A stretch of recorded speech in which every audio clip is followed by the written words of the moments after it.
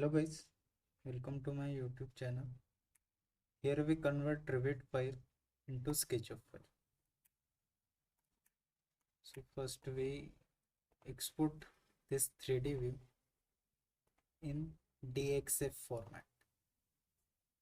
Next, save and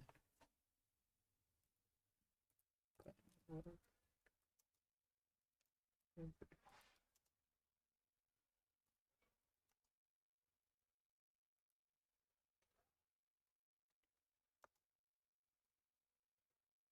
Okay.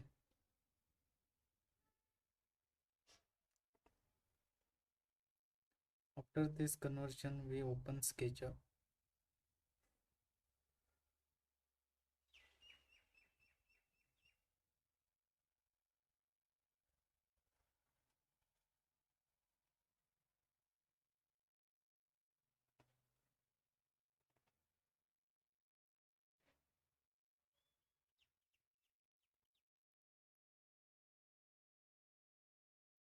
Using architectural millimeter template because of Revit file is in form.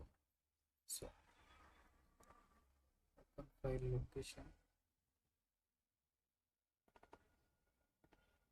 this option millimeter units, okay, simply